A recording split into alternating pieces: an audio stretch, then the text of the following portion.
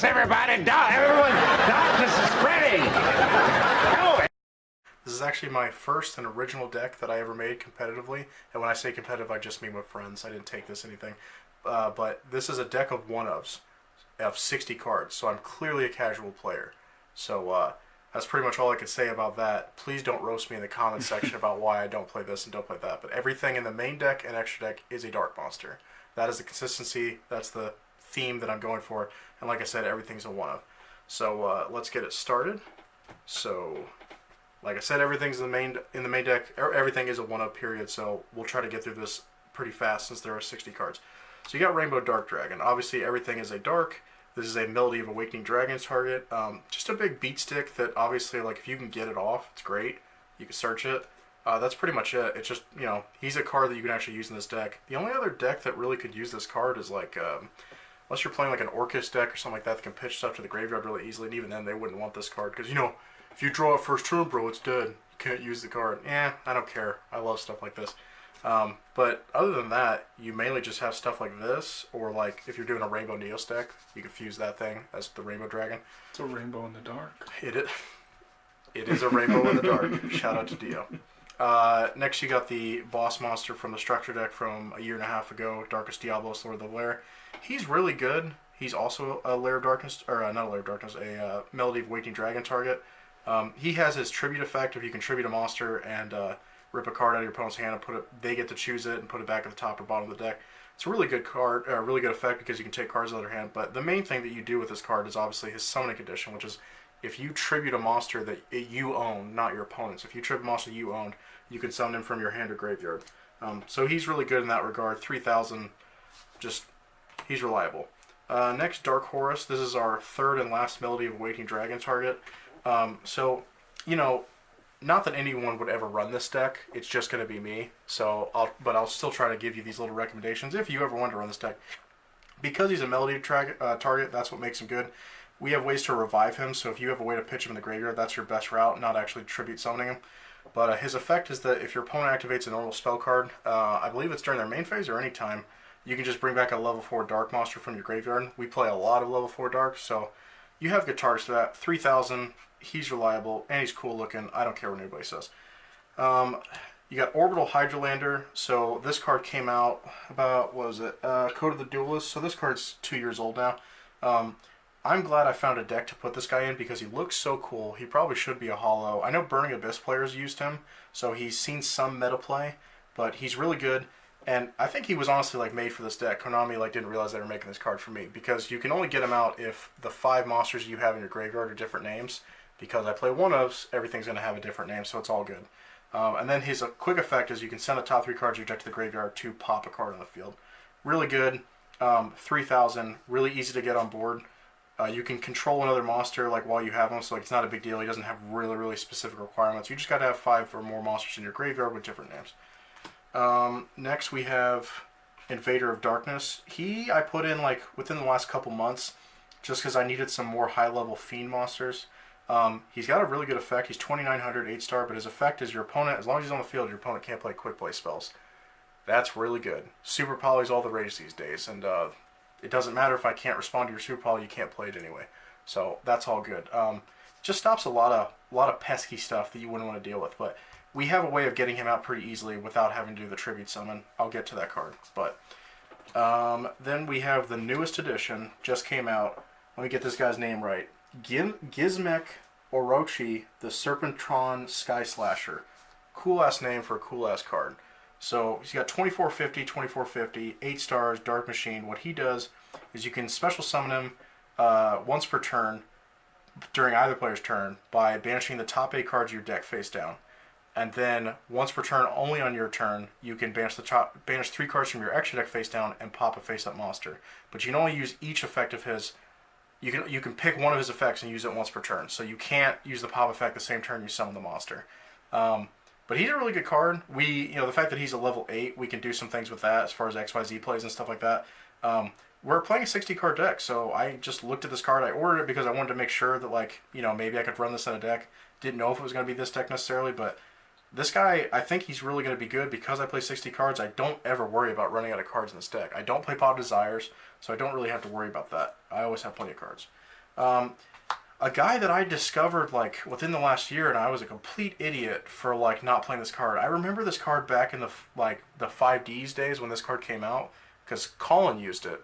A guy that I used to play with. He was playing Blackwings, but he would play this card, and I was like, oh, that's cool or whatever. But I guess I must have forgot about it or what. But Phantom Darkness is probably my favorite set of all time, and it came out with like all these dark support cards, and I just love it. And he's one of them. So basically, what he does, he's got 2300, 3000. 8-star Dark Thunder. His effect is great.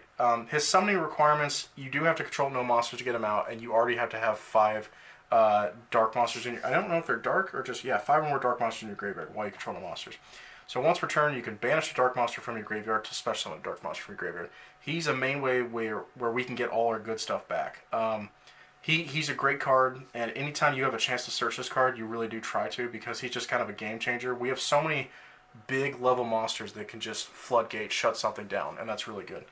Dark Necrofear, I've gone back and forth with this card, but it's just for the nostalgia that I love this card, and it is playable. So basically, the only way you get it out is you banish 3 Fiends from your graveyard, special summon it.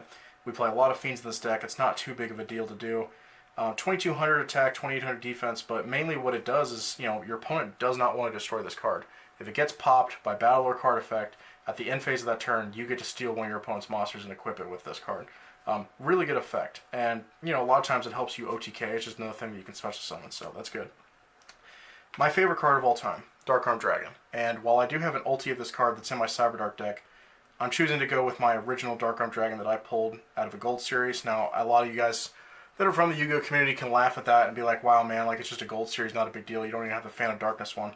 While that's true, this is the card that got me back into Yu-Gi-Oh! Originally. I was out. Once I got into high school, I was like, I'm out of this. And I bought a box of Gold Series randomly in a Vintage Talk, and this got me back into it. I saw this guy, and I was like, this is the coolest thing I've ever seen. So, yeah, Dark Arm. So for anyone who doesn't know, you can only special summon him while you have 3 Dark Monsters in your graveyard exactly. Now, you can have any other attribute monster you want in there, but as long as your Dark count is exactly 3, that's how you special summon him. And then, you can just banish a Dark Monster to pop a card on the field. And that's not once per turn. And that's what makes him great. And that's why when people ask, why is this card still limited to 1? That is why he's still limited to 1. Because you imagine if you saw this card consistently, like literally Dark decks would just step up. So, because it's not that hard to control your graveyard. It's really not. But yeah, I love this guy. Anyone that knows anything about me knows that I love this card. Gorz, the Emissary of Darkness. So, Gorz, I put him in recently. Just kind of a dark monster that people forget about, I think. That, no one's really scared of attacking you directly anymore. Because, there used to be a big thing where you would, if you had 2 different monsters with attack, you would always attack with the biggest one if you could kill them off of that instead of trying to do like little mini damage because you were afraid of Gorz. Like, if I can OTK this person, I'm going to kill them. So, Gorz is still relevant. Like, not like meta relevant, but he's still a good card. So basically what he does is whenever you take battle or effect damage and you control no cards in the field, you can special summon it from your hand and then you can summon a token. And the token that comes out, its attack and defense is equal to the stat line or the amount of damage that you took. So that's pretty good with him. And yeah, so that's pretty much it for Gorz. Like I said, he's a level 7, so like, you can technically synchro with him. We don't have any XYZs for 7s, but that's pretty much it. Okay, and then we have Darkness Destroyer. This is a promo card that I got. Now you can order that. You can get this card in a different rarity, but I really like him. He basically just says he can't be special summoned, but he gets to attack twice, and I believe he has piercing. Yeah, so really good, being able to attack twice, and we have a way of easily getting him out, or not too difficult. And granted, there's not a whole way to search the card that lets me get that out, but this is kind of the funness of playing a 60 card deck with one-ofs. You really never know what you're going to get, and your cards don't get stale. So that's really cool. Okay, we got End of Anubis. Basically shuts out the graveyard. Says like neither player can target cards in the graveyard or monster effects that activate in the graveyard are negated. 2500 attack, 0 defense. Solid. And he's a fiend. That's important. Jinzo. It's Jinzo. We shut out trap cards. I do have a card that combos with this. But Jinzo's a great card and underrated. People literally they crap on Jinzo like it's not going to do anything to you. There's plenty of decks that still play trap cards that just not going to be able to do anything. Vanity's Fiend. The ulti is kind of expensive. If you can get it because it looks amazing. The original Cyberdark Impact print is a rare, so if you can get the ulti, that's great. He just says that neither player can special summon while he's out. You can easily get this card out and then just shut out your opponent, and then they're like, well, man, I'm not having fun. You're like, well, you're playing a stupid deck, so I'm not really feeling too sorry for you. You know, someone walks in and goes against you and they're playing Sky Strikers or something like that, I'm really not going to feel too bad that you can't play the game. Caius, the Shadow Monarch, so he's a second card that I got in my Gold Series, because the Gold Series packs back then, they just came with 3 hollows, and then everything else was kind of whatever. But yeah, he was one of them. He's my favorite Monarch, like a lot of people, but he basically just says if he's Tribute Summoned, you can target a card on the field and banish it, and then if it was a Dark Monster, inflict 1,000. Something I never really used back in the day, but it's something that you can do, is that if there's nothing else out there, and they have less than 1,000, you just target himself and just get, burn him for game. But he's a great card. The only ever time that I've run into problems with him is that I only want to put him out there when he's Tribute Summoned. And I have ways where I can get him out without Tribute Summoning, and he seems kind of... he's not worth as much after that. But there's another cool thing about him is that his effect... there's times where you could synchro with a monster, and you're like, man, I want to keep that guy out there because he has a blanket effect, something like that. That's kind of the cool thing about Caius, is once you do his Tribute Summon effect, you don't feel guilty about getting rid of him, because he's just serving his purpose at that point. Helpelwimmer, kind of controversial. Most people don't even really love this card. We have some ways to easily get this out. Like I said, I'll show those later. But what he says is that I believe he can't be special summoned from the graveyard. And then if he's destroyed in battle, every end of your opponent's battle phase, they have to lose a random card out of their hand, as long as he's still in the graveyard.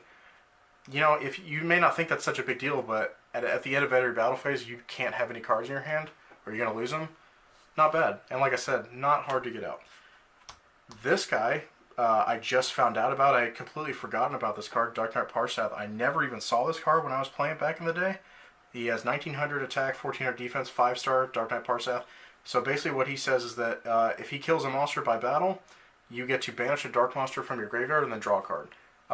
Really comes in handy. Oh, he also gets 100 attack for every Dark Monster in your graveyard, which, since every monster in our deck is Dark, he can get pretty beefy. That being said, sometimes you have to banish things that you wouldn't like to banish, but it happens. But that draw effect really helps things out.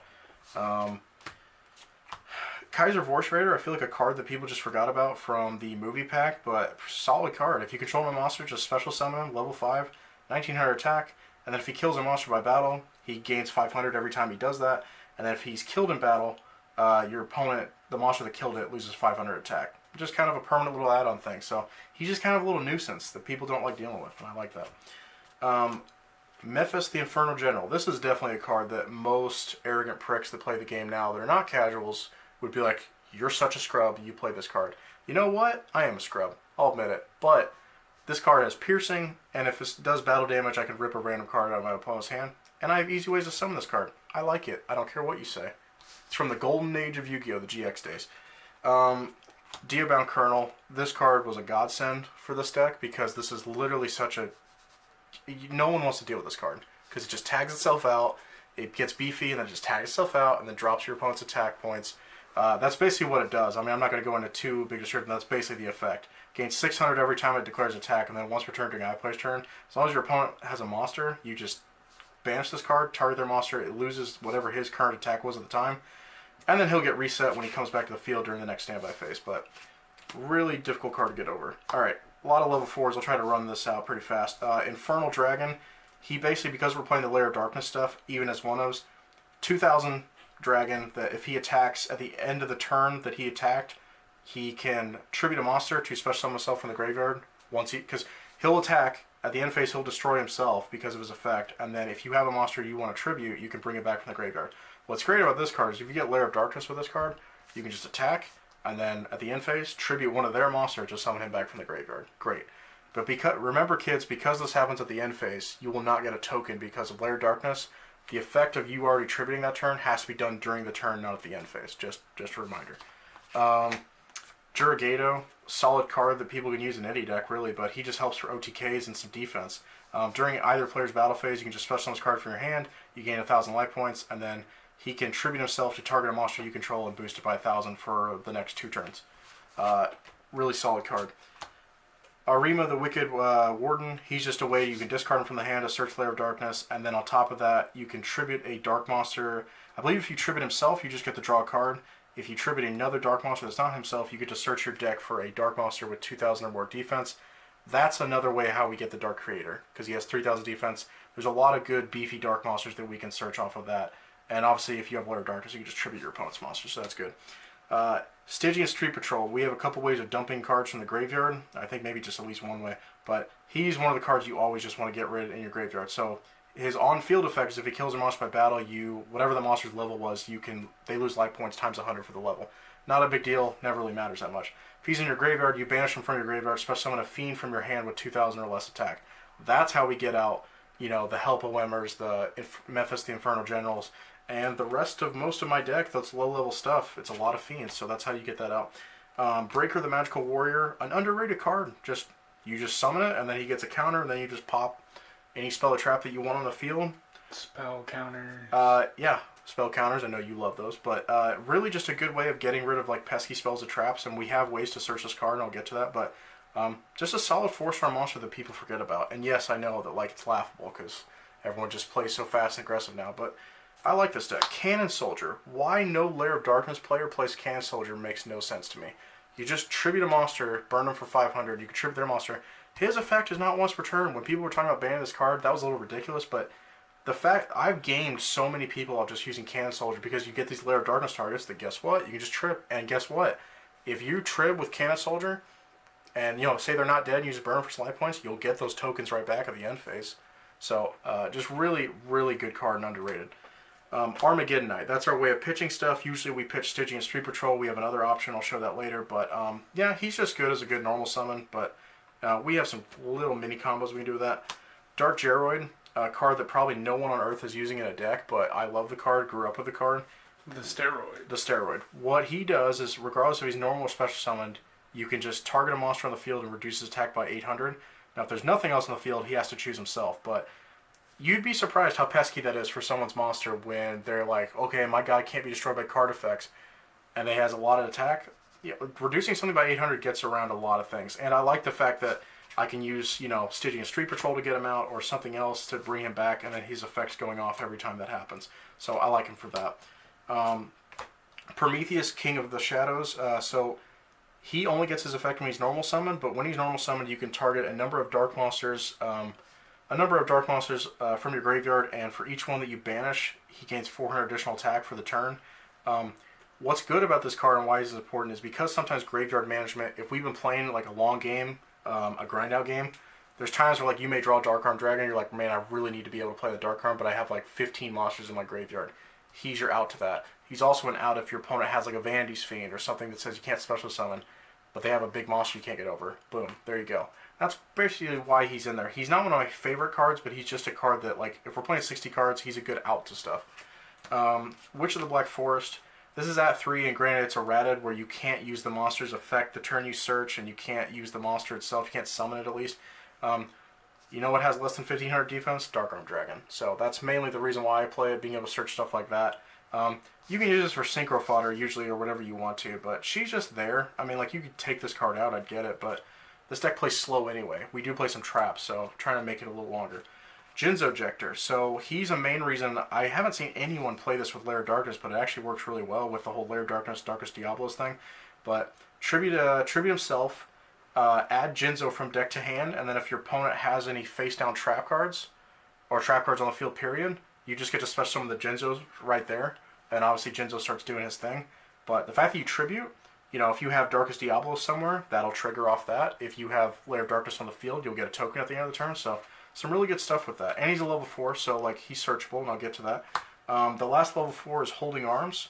Holding Arms, if it's normal or special summon, you target a monster your opponent controls and basically Fiendish Chain it. They can't attack. I don't even know if they can switch battle positions, and they can't use their monster effects either. So he's really good, and why I like him mainly over something like Fiendish Chain is because I can use my normal summon with him. One of the main reasons is because you can Stygian Street Patrol and just special summon him in defense. Oh, by the way, while he's on the field equipped to something, your opponent can't target it for attack strength like that. So he can just act as a wall. That's the main reason why I like him. So that's it for that. Lilith, Lady of Lament. You can trib a dark monster during either player's turn to search your deck for 3 random trap cards with different names, and then add them. What? You're rolling your eyes, you don't like it? I fucking hate this card.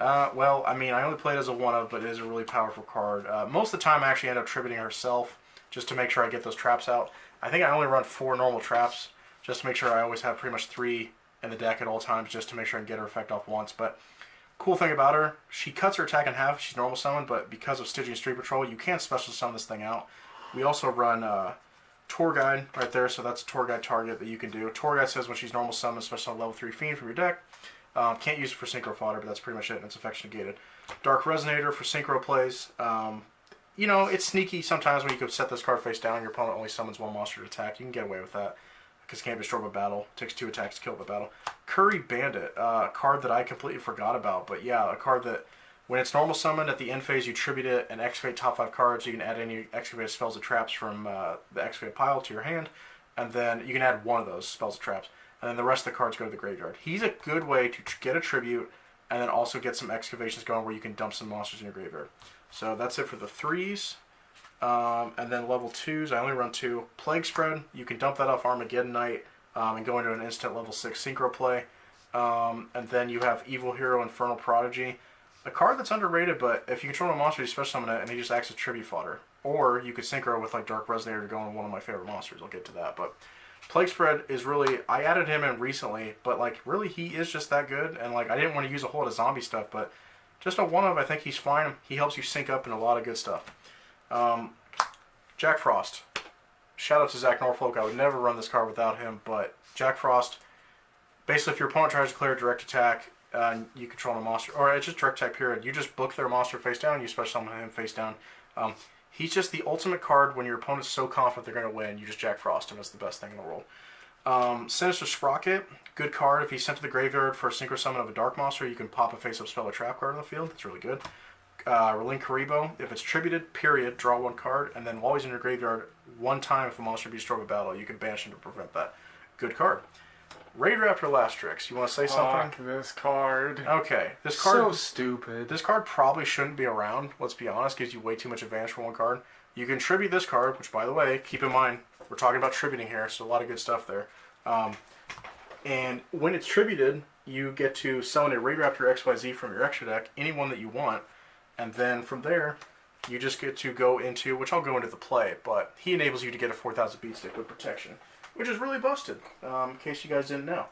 Excuse me while I pick up these cards I dropped. You guys don't have to know about that. Editing. Yeah, and then the last level 1 is Jester Confident, just a free special summon. If you like, you can literally special this card whenever you want. Just use it for tribute fodder. That's pretty much all I'm doing with it. That's it for the monsters. I think our monster count's somewhere around high 30s and 40s, something like that. Let's see here. So normal spell cards, we've got Creeping Darkness. If you banish 2 dark monsters from your graveyard, you get to add any level 4 dark that you want from your deck. There's not really a good search card like that for anything that I can think of. Any of the other attributes don't really have anything like that. The fact that you can search any level 4 dark monster in the game from your deck, really good.